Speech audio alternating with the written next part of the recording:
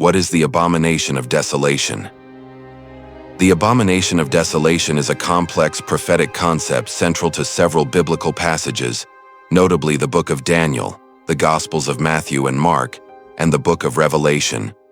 More than a simple biblical phrase, it represents a turning point in history, a prophetic sign that echoes from the pages of the Old Testament to the words of Jesus. What exactly is this abomination? Because it is so crucial to understanding the end times, and perhaps most intriguing of all, how an event described millennia ago can be connected to our digital age. Prepare for a journey of discovery that unites faith, history, and technology in a reflection that can redefine our vision of the future. The prophetic roots of the Book of Daniel, the first clear mention of the Abomination of Desolation, are in the Book of Daniel. The prophet receives visions about the future of the nations and the destiny of God's people. The most relevant passages are Daniel 9:27, 11:31, and 12:11, Daniel 9:27. And he will make a covenant with many for 1 week, and in the middle of the week he will cause sacrifice and offering to cease. And on the wing of abominations he will make desolate, until the destruction determined is poured out on him. Daniel 11:31. And arms will be strong for him, and they will desecrate the sanctuary and the fortress, and they will take away the continual sacrifice and set up the abomination that makes desolate. Daniel 12:11. And from the time the continual sacrifice is taken away, and the abomination that makes desolate is set up, there will be 1,290 days. In these passages, the Abomination of Desolation is an event that causes the cessation of sacrifices in the temple in Jerusalem. Historically, this prophecy had a partial and symbolic fulfillment. In the 2nd century BC, during the reign of Antiochus Epiphanes, this king Seleucidae attempted to Hellenize the Jewish people, forbidding the worship of God, and in 167 BC desecrated the temple in Jerusalem by erecting an altar to Zeus in place of the altar of burnt offerings and sacrificing a pig, an animal considered unclean by the Jews. This act was an abomination in the eyes of the Jews and caused the desolation, the ritual destruction of the temple.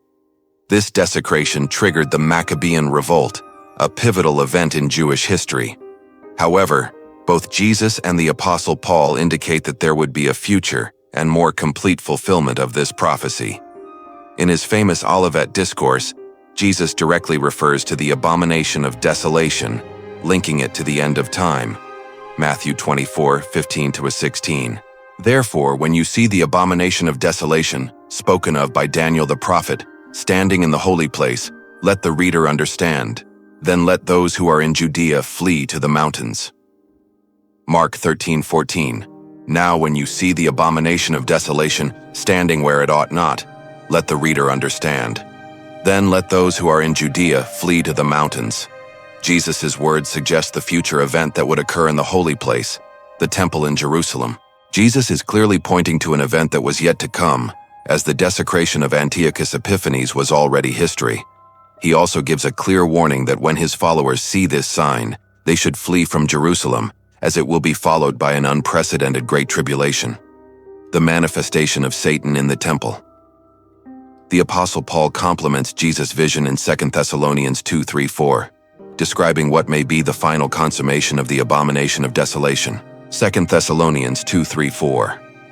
Let no one deceive you by any means, for that day will not come unless the falling away comes first, and the man of sin is revealed, the son of perdition. He opposes and exalts himself above all that is called God, or that is worshipped, so that he sits as God in the temple of God, showing himself that he is God.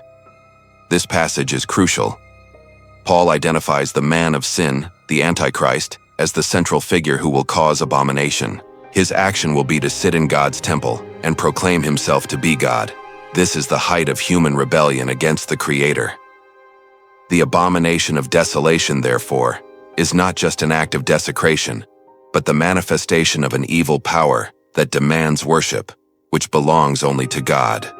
The Abomination of Desolation in modern technology. The question of how this can be fulfilled in our day, with the mention of artificial intelligence, AI, is a reflection that unites biblical prophecy with the technological reality of the 20th century. It is important to note that the Bible does not explicitly mention Yahweh, but prophetic principles can be applied to our world allegorically or symbolically. The temple and the digital age. For the abomination of desolation to occur, the temple in Jerusalem must be rebuilt. Today, there is no temple on the Temple Mount. There are the Dome of the Rock and the Al-Aqsa Mosque, sacred sites for Islam. However, there are Orthodox Jewish groups actively working to rebuild the Third Temple. Artificial intelligence, especially in its most advanced forms, raises questions about the future of humanity and the role of God. Yah, with its ability to process vast amounts of data, create images and texts, and even generate new forms of knowledge, is becoming a central force in society. We can speculate about how AI could be linked to the abomination of desolation, the creation of a technological deity. As Yah becomes more sophisticated, there is a risk that people will begin to trust it blindly, treating it as an infallible source of knowledge and truth. Yah could be used to create a leadership figure, the Antichrist, who appears to be omniscient and omnipotent, a kind of technological deity. If Yahweh can simulate miracles, predict events, and offer solutions to all of humanity's problems, she could be a perfect instrument for the rise of the man of sin. The idol of Antiochus Epiphanes was a physical statue. In the digital age, the abomination may not be a stone idol, but a holographic image, an AI avatar, or a digital presentation projected worldwide. Technology could allow the Antichrist to sit in the temple ubiquitously, appearing on every screen, device, and virtual space. The image of the beast as seen in Revelation 13, 14, and 15 could be a manifestation of Yahweh, a technological image that is forced to be worshipped. Yahweh could be used to monitor a person's every transaction, every movement, and every thought. A global AI-based financial system could require a mark, such as a digital tattoo, an implanted chip, or a digital identity card, so people can buy and sell. This could be the fulfillment of the prophecy about the mark of the beast.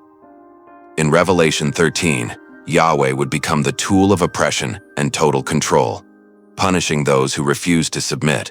This would create a society that had no need for God.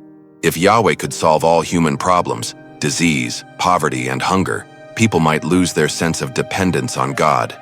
The abomination of desolation could be the desolation of the human spirit that turns away from God and worships its own technological creation.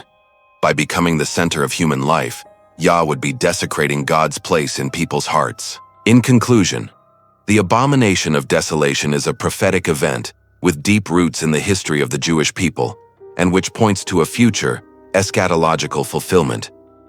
Antiochus Epiphanes' interpretation serves as a model and a warning for the final event, which Jesus and Paul directly linked to the manifestation of the Antichrist in God's temple in Jerusalem.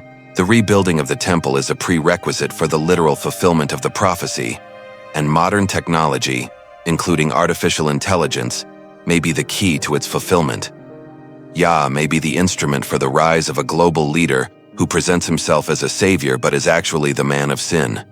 Yah may create the image of the beast, the global control system, and the technological deity that humanity will be forced to worship.